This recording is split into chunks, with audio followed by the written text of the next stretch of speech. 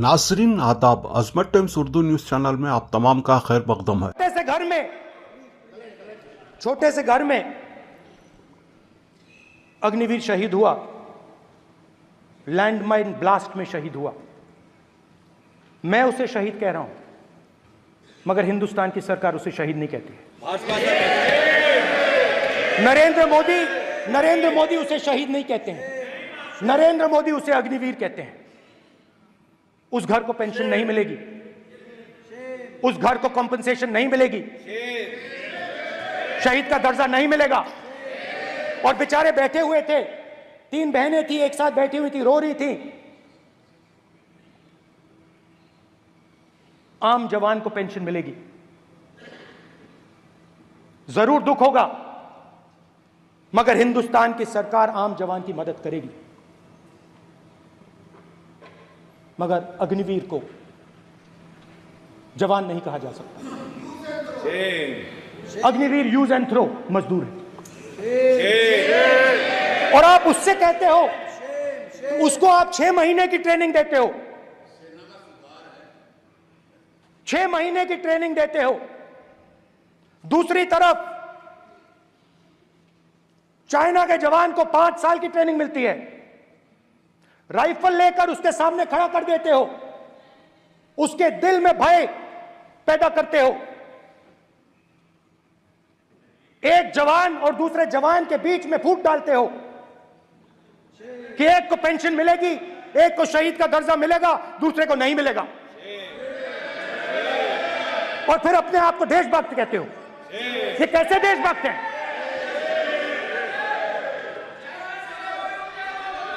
Film star जैसी photo थी उस लड़के की, फिल्म स्टार, बॉलीवुड स्टार की फोटो थी। मैं सोच रहा था, देखो इस युवा ने जान दी। Speaker sir, speaker sir, speaker sir देखिए, स्पीकर सर देखिए, राजनाथ सिंह जी की एक राय है, मेरी एक राय है। सच्चाई अग्निवीरों को मालूम है, हमें बोलने की जरूरत नहीं है। अग्निवीर को किस चीज का सामना करना पड़ता है, शहीद का दर्जा मिलता है या नहीं मिलता है, कॉम्पनसेशन मिलता है नहीं मिलता है, पेंशन मिलती है नहीं मिलती है, वो उसको मालूम है। पॉइंट ऑफ अग्निवीर की सच्चाई मैंने फ्लोर ऑफ द हाउस पे रखी है। और राजनाथ सिंह जी ने भी कहा है, जो रियलिटी है वो हिंदुस्तान की सेना को मालूम है, वो अग्निवीरों को मालूम है। उनके कहने से या मेरे कहने से कोई फर्क नहीं पड़ता, सच्चाई तो उनको मालूम है, उनको मालूम है सच्चाई कौन बोल रहा है। स्पीकर सर, और स्पीकर सर, देश की सेना जानती है, पूरा देश जानता है कि अग्निवीर स्कीम सेना का स्कीम नहीं है, पीएमओ का स्कीम है। और पूरी सेना जानती है कि स्कीम प्राइम मिनिस्टर का ब्रेन चाइल्ड था, स्कीम सेना का ब्रेन चाइल्ड नहीं था। जैसे नोटबंदी की गई, वैसे ही आर्बिट्री तरीके से अध्यक्ष महोदय, आपको देखिए, सिंपल सी बात है स्पीकर सर, इनको अग्निवीर अच्छा लगता है, आप उसको रखिए, हम उसको बदल देंगे, हटा देंगे। सिंपल सी बात है, हमारी सरकार आएगी, अग्निवीर को हम हटा देंगे। क्योंकि हम सोचते हैं कि अग्निवीर सेना के खिलाफ है, जवानों के खिलाफ है, देशभक्तों के खिलाफ स्कीम है। हम इस स्कीम को नहीं चाहते।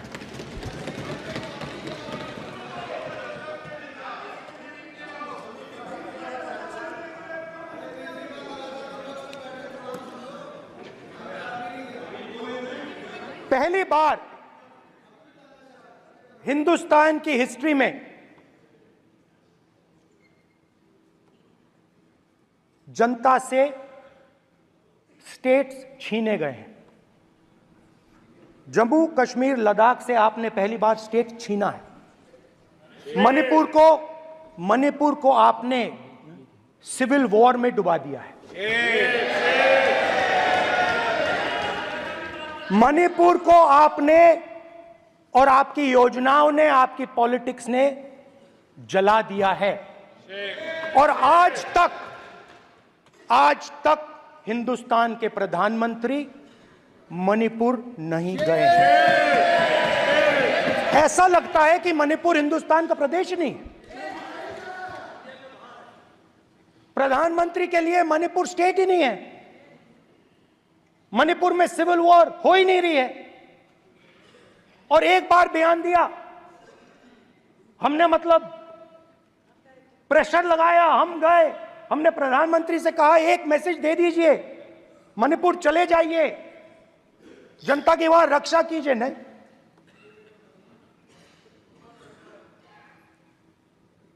मैं वहां गया, कुकीज और मेहते से दोनों से मिला। आज तक नहीं, आंसर नहीं मिलेगा, मिल नहीं सकता। मणिपुर इनके लिए हिंदुस्तान का प्रदेश ही नहीं है। मणिपुर है ही नहीं, मणिपुर है ही नहीं, ना होम मिनिस्टर के लिए ना प्रधानमंत्री के लिए, है ही नहीं, एग्जिस्ट नहीं करता, वो है ही नहीं। ना प्रधानमंत्री जाएंगे बोलेंगे कुछ नहीं, जैसे कुछ नहीं हुआ वहां पे। मैं रिलीफ कैंप में गया, एक औरत कांपती हुई, रोती हुई मुझे कहती है कि मैंने अपनी आंखों के सामने, हाँ मैं औरतों की बात कर सकता हूं, एक भाई मैं कर सकता हूं, एक भाई एक कर्तव्य निभा रहा। आप अपने संगठन में महिलाओं को नहीं डालते हो, मगर मैं औरतों की बात कर सकता हूं।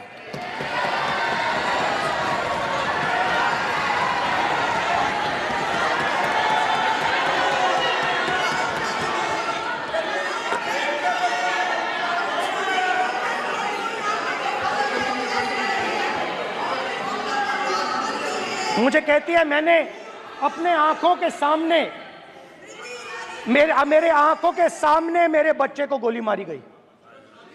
मैं भागना नहीं चाहती थी, मैं मरना चाहती थी, उसके साथ मरना चाहती थी। मुझे घसीट के वहां से ले गए और फिर मेरे को अपने बच्चे की फोटो दिखाती है, कांपती हुई ऐसे फोटो दिखाती है।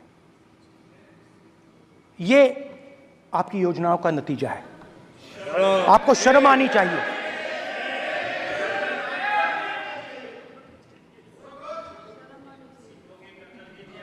एक दिन प्रधानमंत्री 8 बजे कहते हैं, पता नहीं फाइन ट्यूनिंग हो गई भगवान के साथ, डायरेक्ट मैसेज भगवान, सर ने बोला है, सर प्रधानमंत्री ने ये बोला है, ये मैं नहीं बोल रहा हूं, प्रधानमंत्री ने बोला है कि मेरा डायरेक्ट कनेक्शन है भगवान के साथ, मैंने नहीं बोला, मैंने नहीं बोला। स्पीकर सर, मैं रिस्पेक्ट कर रहा हूं, ये प्रधानमंत्री के शब्द हैं, मेरे शब्द नहीं हैं। ये प्रधानमंत्री जी ने कहा है, पब्लिक में, मीडिया को कहा है कि मैं बायोलॉजिकल नहीं हूं, मेरा डायरेक्ट कनेक्शन भगवान के साथ है। मैं नहीं बोल रहा हूं, प्रधानमंत्री मोदी जी ने बोला है। तो पता नहीं उस टाइम 8 बजे भगवान का मैसेज आया होगा हिंदुस्तान, वही मगर फिर श्री राम ने आपको दूसरा मैसेज दे दिया अयोध्या में। भगवान का मैसेज आया होगा, मोदी जी नोटबंदी कर दीजिए, नोटबंदी कर दिया, डायरेक्ट ऊपर से आया मैसेज, ऑर्डर आया खटाक। और अलग अलग ऑर्डर आते हैं, अदानी जी वाला ऑर्डर आता है, बंबई एयरपोर्ट अदानी जी को ऊपर से ऑर्डर आता है, खटाखट ऑर्डर आते हैं। तो नोटबंदी कर दी। स्मॉल और मीडियम बिजनेसेस जो हैं, जो हिंदुस्तान की रोजगार की रीढ़ की हड्डी है, बैकबोन है, उड़ा दिया, खत्म कर दिया। आज नतीजा यह है कि ये जो भी करना चाहे करें, हिंदुस्तान के युवाओं को रोजगार नहीं मिल सकता। Job creation backbone is broken, finish, खत्म। नोटबंदी की, गलत जीएसटी लागू की, उड़ा दिया। अब मैं सोचता हूं, पहले मैं सोचता था ये पता नहीं कैसे हुआ, अब मैं समझता हूं कि ये अदानी जी, अंबानी जी जैसे लोगों के लिए किया गया। ये रास्ता साफ करने का तरीका था, रास्ता साफ करने का तरीका था। इनकम टैक्स डिपार्टमेंट उनके पीछे पड़ा रहता है। जीएसटी, डिमोनेटाइजेशन, 24 घंटा उनको तंग करते हैं। उनके कैश फ्लो को रिस्ट्रिक्ट करने की कोशिश करते हैं, कैश फ्लो को क्रश करने की कोशिश करते हैं कि वो परे हट जाएं और अरबपति उनकी जगह ले लें। आप किसी भी छोटे व्यापारी से पूछ लो, किसी भी स्मॉल मीडियम बिजनेस ओनर से पूछ लो, ये आपको बता देगा। गुजरात में मैं गया, टेक्सटाइल ओनर्स के साथ मेरी बात हुई। मैंने उनसे पूछा नोटबंदी क्यों हुई, जीएसटी क्यों हुई? साफ बोला अरबपतियों की मदद करने के लिए जीएसटी और नोटबंदी की गई है। नरेंद्र मोदी जी अरबपतियों के लिए काम करते हैं, सीधी सी बात। मैं जाता रहता हूं और आपको गुजरात में हराएंगे इस बार। आप लिख के ले लो, आपको ऑपोजिशन इंडिया गठबंधन गुजरात में हराने जा रहा है।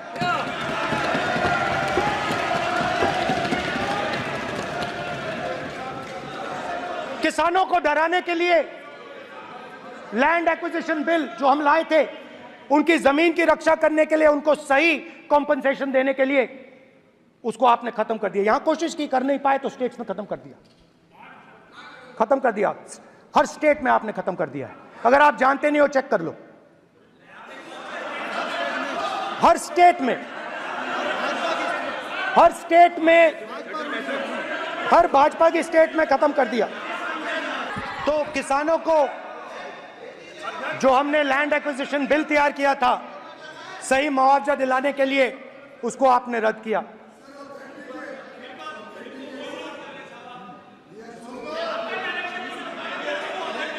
विल ऑथेंटिकेट कर देंगे, ऑथेंटिकेट कर देंगे। कर देंगे हम ऑथेंटिकेट। बैठ जाओ, कर देंगे ऑथेंटिकेट। उसके बाद किसानों को डराने के लिए, याद रखिए, शिव जी कहते हैं डरो मत, डराओ मत। किसानों को डराने के लिए आप 3 नए कानून लाए। प्रधानमंत्री ने उनसे कहा कि ये आपके फायदे के कानून हैं। सच्चाई थी कि वो अदानी जी, अंबानी जी के फायदे के कानून थे। हिंदुस्तान के सारे किसान खड़े हो जाते हैं। आज तक सड़क ब्लॉक है। अगर आप वहां जाएंगे, आज तक आपको दिखेगा कि वो सड़क जिस पे किसान आए थे वो आज तक बंद पड़ी हुई। हरियाणा में 2 जगह किसान खड़े हो गए, कहते हैं नहीं, ये हमारा नहीं है। आप हमारे से हमारी मेहनत का फल छीनना चाहते हो, हम इस बात को एक्सेप्ट नहीं करेंगे। आप उनसे बात नहीं करते, आप उनको कहते हो, आप बात नहीं करते।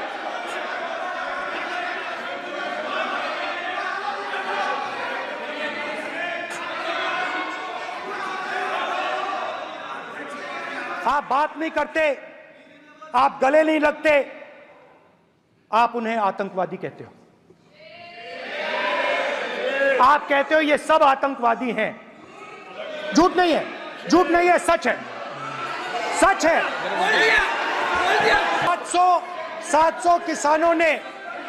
700 किसान शहीद हुए। हमने इस हाउस में कहा कि किसानों के लिए मौन होना चाहिए, आपने मौन नहीं होने दिया। आपने कहा ये किसान नहीं है, आपके मुताबिक ये किसान नहीं थे, ये आतंकवादी थे। देखिए आपकी एलाई सिर हिला रही हैं, वो भी सहमत हैं, कौर जी सहमत हैं। देखिए हमारी जरूरत नहीं है, वो सहमत हैं आपसे, वो सहमत हैं। स्पीकर सर, किसानों ने मांगा क्या? स्पीकर ने सिर्फ किसानों ने सिर्फ ये कहा कि अगर 16 लाख करोड़ रुपए अरबपतियों का कर्जा माफ हो सकता है तो हमारा भी थोड़ा सा कर दीजिए। किसान ने यह कहा कि हर प्रोडक्ट के लिए सही प्राइस मिलती है, हमें भी एमएसपी दे दीजिए। और आप लोगों ने कहा किसान का कर्जा माफ नहीं होगा और एमएसपी नहीं मिलेगी। स्पीकर सर, एमएसपी जब मैं brother speaker sir, MSP with legal guarantee. Speaker sir, the issue is MSP with legal guarantee, not just MSP. MSP is being given. The issue is Kisans want MSP with legal guarantee, which you are not ready to give them. तो किसानों में आपने डर डाला, भय डाला, महिलाओं में महंगाई, गैस सिलेंडर, सेना में अग्निवीर, हर व्यक्ति के लिए आप लोगों ने भय का कोई ना कोई पैकेज दिया, गिफ्ट दिया, तोहफा दिया। स्टूडेंट्स की बात करते हैं। जो आप 2000 साल पहले की बात करते हो, थोड़ी सी भविष्य की भी बात कर देते हैं, इंडिया के फ्यूचर की बात कर देते हैं। रोजगार तो आपने खत्म कर दिया, नोटबंदी, जीएसटी, जो आपने स्मॉल एंड मीडियम बिजनेसेस थे उनको खत्म करके, युवाओं को आर्मी में अपॉर्चुनिटी मिलती थी, अग्निवीर उनके लिए आपने दे दिया, वो खत्म कर दिया, रास्ता ब्लॉक कर दिया। पब्लिक सेक्टर को आप प्राइवेटाइज करते हैं, वो रास्ता बंद कर दिया। और अब एक नया फैशन निकला है, नीट।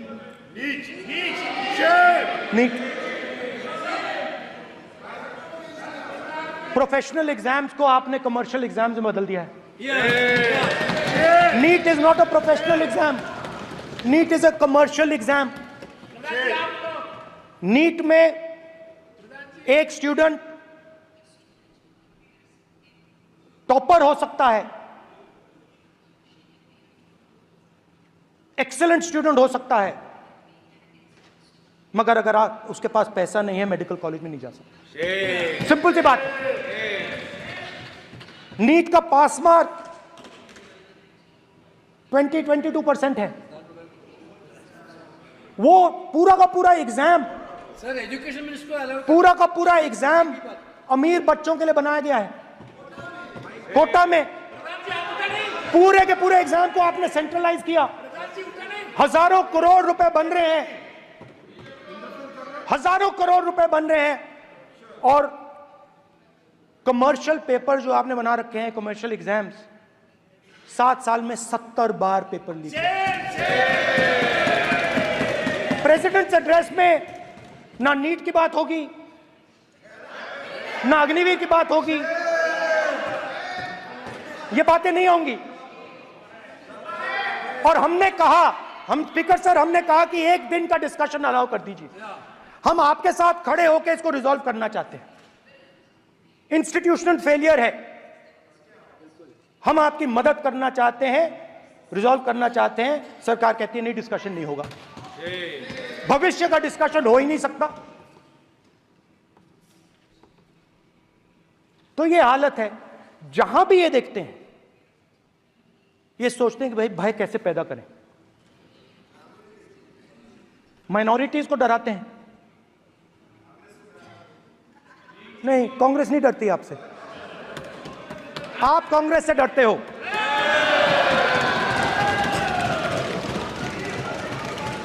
हिंसा, नफरत, माइनॉरिटीज के खिलाफ, मुसलमानों के खिलाफ, सिखों के खिलाफ, क्रिश्चियंस के खिलाफ। और माइनॉरिटीज ने क्या किया? माइनॉरिटीज ने क्या किया? हर स्फीयर में हिंदुस्तान को रिप्रेजेंट करते हैं, नाम रोशन करते हैं। पत्थर जैसे हिंदुस्तान के साथ एक साथ खड़े हैं, देशभक्त हैं। और आपने सारे के सारे माइनॉरिटीज पर आक्रमण किया, उनके खिलाफ हिंसा, नफरत फैलाई।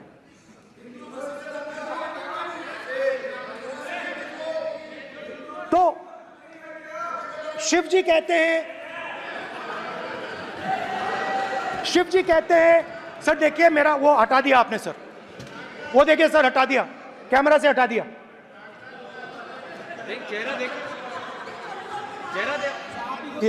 सर देखिए देखिए वापस आ गया सर, हटाओ सदस्य। ये देखो, एक मिनट देखा सर आपने? एक मिनट देखिए एक मिनट ये see sir, speaker sir, NEET students spend years and years preparing for their exam. Their family supports them financially, emotionally. And the truth is that NEET students today do not believe in the exam. Because they are convinced that the exam is designed for rich people, not meritorious people. I have met a number of NEET students, every single one of them tells me that the exam is designed to create a quota for rich people and to create a passage for them into the system, and is designed not to help poor students. Now, इससे भी बहुत डर होता है।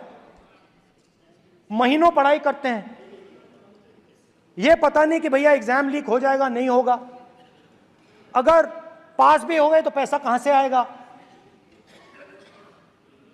तो उधर भी इन लोगों ने भय डालने का काम किया। तो जहां भी ये देखते हैं ये भय डालते हैं, सेना में, युवाओं में, किसानों में, मजदूरों में, महिलाओं में, डिसेबल्ड में भी। और मैं ये भी कह सकता हूं कि सिर्फ बाकी हिंदुस्तान में भी नहीं, मगर अपनी पार्टी में भी भय है। आपकी पार्टी में डर है, भय है, सच्चाई है। देखो अब आप चिल्ला नहीं रहे हो, अब आप शांत हो, अब बिल्कुल शांत हो, सच्चाई बोल दी, चिल्ला नहीं रहे, चुप। क्योंकि आपकी ट्यूनिंग डायरेक्टली, प्रॉब्लम क्या है, आप चिल्ला भी नहीं सकते क्योंकि कनेक्शन नहीं। सर मैं बोल रहा हूं सर, समझा रहा हूं, स्ट्रक्चर बोल रहा हूं।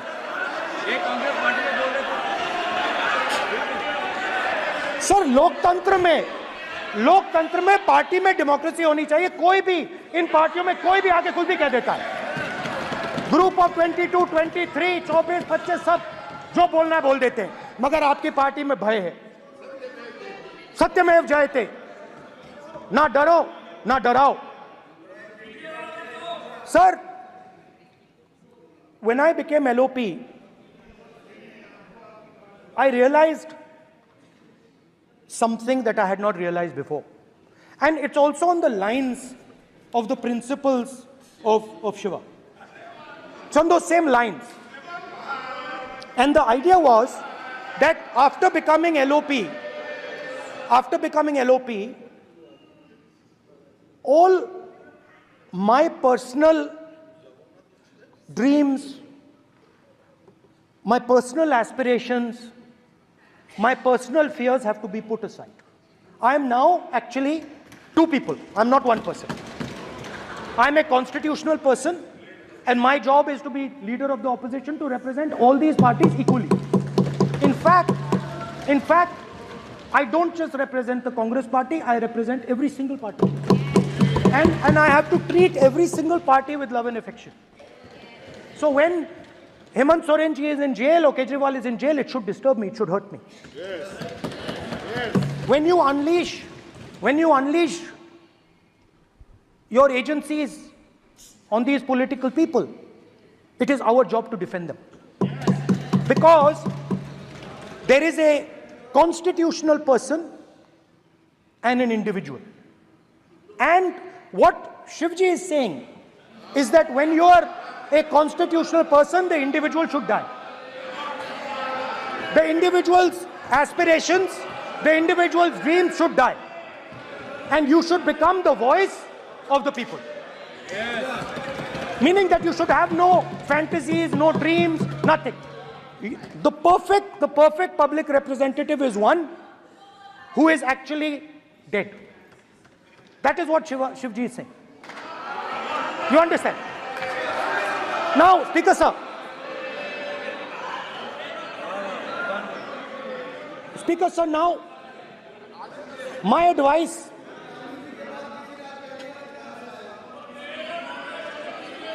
So there are two structures now.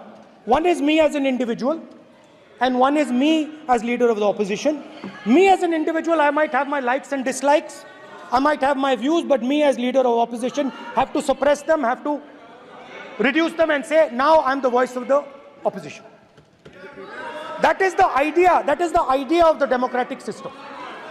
The people have given me a responsibility, and that responsibility should overcome my personal likes, dislikes, aspirations. Now, Speaker sir, why I'm saying this? And forgive me for saying this. But when you were being put on that chair, I walked there to help you, to walk with you to the chair. And I shook hands with the Prime Minister, and I shook hands with you. And then I walked to your chair. And you are the final arbiter of the Lok Sabha. You're the final word here. What you say fundamentally defines Indian democracy. You don't allow us to speak, you allow us to speak, you allow them to speak, you don't allow us to speak. All these things define Indian democracy. Speaker sir, there are actually two people sitting in that chair. There is the Speaker of the Lok Sabha, the Speaker of the Indian Union, and there is Mr. Om Birla. When Modi ji went and shook your hand, and I went and shook your hand, I noticed something. When I shook your hand, you stood straight like this and shook my hand. And when Modi ji shook your hand, you bowed down and shook his hand.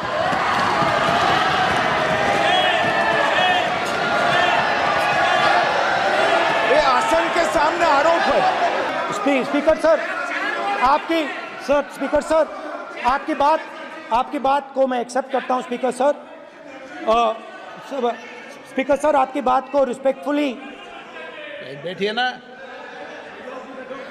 Speaker sir, मैं आपकी बात को respect करता हूं, मगर आपको कहना चाहता हूं कि इस हाउस में स्पीकर से कोई बड़ा नहीं होता। स्पीकर सबसे बड़ा है, हम सबको स्पीकर के सामने झुकना चाहिए। और मैं आपके सामने झुकूंगा, और सारा का सारा ऑपोजिशन आपके सामने झुकेगा। ये लोकतंत्र है स्पीकर सर। आप इस हाउस के लीडर हैं, आपको किसी के सामने नहीं झुकना चाहिए। कस्टोडियन है, सदन नेता प्रधानमंत्री है, स्पीकर को आप speaker is the last word. Speaker is अध्यक्ष and is the last word. अंत में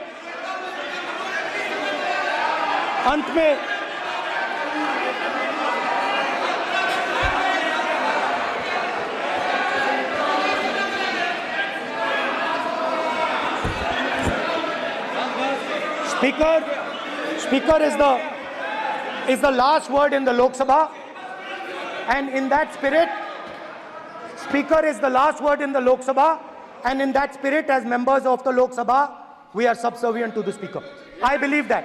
Yes. Now, there might be people in this room who think they are not, but I think the entire opposition believes that we are subservient to you, sir.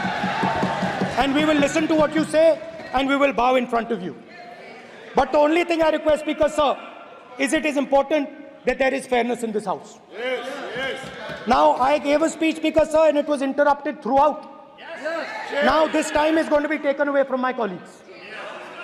And I think that is unfair. Finally, I'd like to say that the principles that allowed us to fight are in our traditions. Truth, courage, non-violence. And they're in all our religions. And what you have come to represent today is untruth, a complete lack of courage, and violence. And my recommendation to you, if you take it, this country has a government and you are the government. And you are, whether we like it or not, you are the government of India. Elected by the people. And I agree to that. But I would say to you that as individual members, as the cabinet, you do not spread fear in this country. That you do not spread hatred in this country. That you listen to the farmers of this country, you listen to the students of this country. When the opposition says to you, let's have a debate for one day, have it. It's not going to harm anybody. They're going to love you for it. The students of India are going to say, we love the government because they allowed us our voice, they let us speak for one day. So, do not spread hatred. Do not spread violence. Do not be fearful. Even the BJP members here, even the cabinet members, do not be fearful. You have a constitutional position. You are individuals and then you have a constitutional position. Rajnath Singh ji is an individual and he's the defense minister of India. And that is the way this country has to be run. And we as the opposition, don't take us as your enemies. We are not your enemies. We are here, we are sincerely here to make your work easier, as long as you follow the basic principles that we have stated. And these principles are Shivji's principles. They are the principles of Shivji. Har Har Mahadev, you can say. To make the government. This is basically what I have explained here today is the concept of Indian leadership in all religions. Respect, affection, ahimsa, and always standing up for the truth. And I'm more than happy, all of us are more than happy to discuss anything you want without being nasty, without being aggressive, anything you want, we are ready to discuss. So please let us work together to take this country forward. You are the government. We have to accept that. You got 240 seats. So, I congratulate you on that. At least accept it. Accept to kar lijiye. They're not happy. They're not happy. Not happy. They're not happy. Okay, you're not happy. So I would say we want to both work for this country. Work with the spirit of bravery. Work without violence. Work without hatred. Thank you.